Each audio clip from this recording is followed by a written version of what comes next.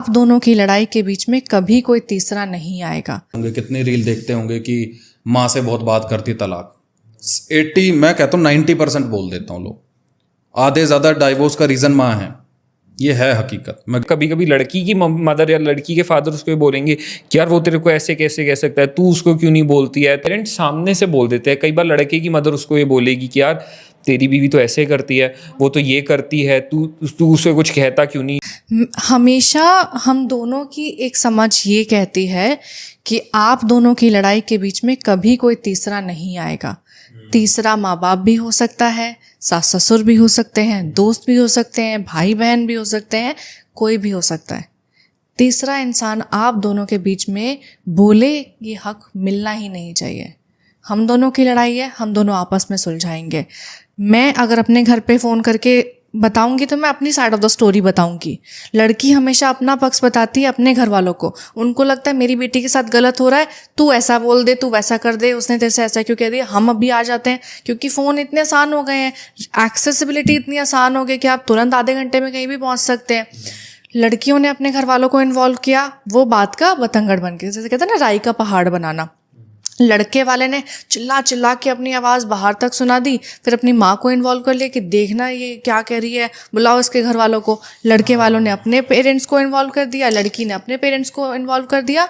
वो एक मसला जो दो लोगों में आपस में बात करके, दो लोगों में आपस में बैठ के या फिर शायद शांत रह के सुलझ सकता था, उसी वक्त या उसी रात या उसी 1 घंटे में सुलझ सकता था, वो उन्होंने इतना बड़ा बना दिया कि वह मुद्दा बन चुका है। आपके लिए देखना ज़रूरी है कि वो इंसान मायने रखता है या वो मुद्दा मायने रखता है। क्योंकि अगर मुद्दा मायने रखेगा तो फिर आप कितना भी प्यार करते हो, आप कितने भी समझदार हो, कितने भी आप शांत स्वभाव के हो, मायने नहीं रखेगा। वो मुद्दा इतना बड़ा हो जाएगा कि आपके सारे रिश्ते खराब हो जाएंगे। और हम दोनों ने तो कसम खाई हुई है कि हम दोनों के बीच में कभी कोई तीसरा नहीं आ सकता है। हम दोनों आपस में कितना भी लड़ लें, लेकिन जिस दिन कोई तीसरा आके हमसे एक दूसरे के खिलाफ कुछ भी बोलेगा तो सबसे पहले थप्पड़ लगाने वाले हम ही होंगे। क्योंकि ये हम दोनों का रिश्ता है। आपकी लड़ाई कमरे से बाहर नहीं जानी चाहिए, कभी नहीं। हाँ, अगर कुछ ऐसी बात है जो आप दोनों को ही समझ में नहीं आ रही है तो फिर ज़रूरत है थर्ड पर्सन की। फिर आप चाहिए किसी सेशन लेने जाओ, चाहिए माँ बाप को बैठाओ, क्योंकि जब दोनों ही समझ नहीं पा रहे, दोनों ही चिल्ला रहे, दोनों ही रो रहे हैं, तो फिर चाहिए एक इंसान जो उन्हें बताए सही और गलत का फ़र्क। तब ज़रूरत होती है। आप कितने कोट्स देखते होंगे, कितनी रील देखते होंगे कि माँ से बहुत बात करती तलाक 80 मैं कहता हूँ 90% बोल देता हूँ लोग। आधे ज़्यादा डाइवोर्स का रीज़न माँ है, ये है हकीकत। मैं गलत भी हो सकता हूँ लेकिन मुझे ये लगता है, सिंपल सा है।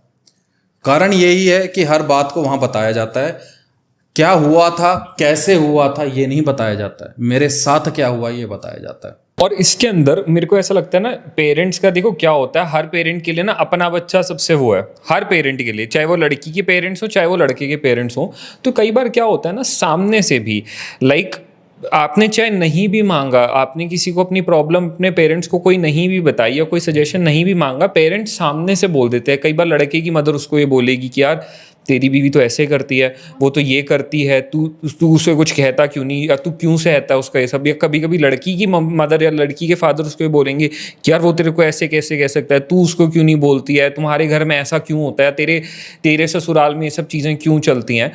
तो क्या जब पेरेंट्स आपको ये सब ऐसा कुछ बोले उस टाइम पे हमें उन्हें रोकना चाहिए? हाँ, क्या करना चाहिए? What's the right thing? उन्हें रोकना चाहिए, बिल्कुल रोकना चाहिए। मैं अपना एग्जांपल देती हूँ। मैं अगर अपनी मम्मी से बात करूँ, he is very reserve person, ना ही अपनी फैमिली में बात करते हैं ना ही मेरी फैमिली में बात करते हैं।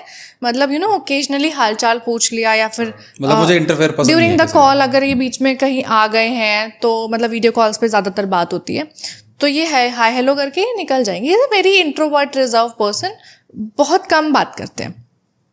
अब मैं अपनी मम्मी से बात कर रही हूँ, ये अपना मेरे को देख के कि मैं बात कर रही हूँ, ये मेरे को स्पेस देने के लिए वहाँ से निकल गए हैं।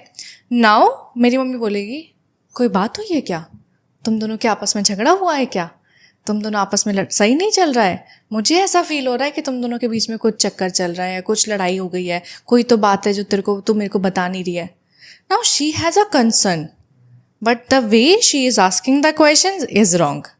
तो अब मैं क्या बोलूँगी, अगर मैं गलत होंगी तो हाँ मम्मी वो ऐसे करते हैं, वो वैसे करते हैं, मेरे को कुछ नहीं समझ में आ रहा, मेरी तो बात ही नहीं सुनते, मुझे टाइम ही नहीं देते। अब मेरी मम्मी के दिमाग में ये बातें और घुस जाएंगी कि अच्छा दोनों मियाँ बीवी का रिश्ता ठीक नहीं चल रहा है, बेटी और जमाई की लड़ाई चल रही है। वो उस बात को सोच सोच के नेगेटिविटी को इतना इन एंड अराउंड कर देंगी यूनिवर्स में कि हम दोनों के बीच में और खिटपिट होने शुरू हो जाएगी, चाहे वो हुई भी ना हो। इनका मूड कुछ और हो सकता है, मेरा कुछ और। So ideally you stop her? Yes, ideally नहीं, every time I stop her कि नहीं नहीं भाई कुछ नहीं हुआ, मैं ठीक हूँ, बढ़िया हूँ एकदम, कुछ होगा भी तो मैं आपस में सुलटा लूंगी। This should be the reaction of the girl and even for the boy also. अगर लड़के की माँ ये बोल रही है कि तेरी आपस में बात हुई है क्या, तू नाराज दिख रहा है, उदास दिख रहा है, तुम दोनों ठीक हो क्या, मैंने लड़ाई की आवाज़ सुनी थी। अगर लड़के की माँ बोल रही नहीं मम्मी हम दोनों आपस की बात है, आप छोड़ो, आप अपने काम पे ध्यान दो, ये दोनों पार्टी का फर्ज बनता है कि अपने अपने पेरेंट्स को संभाल लें।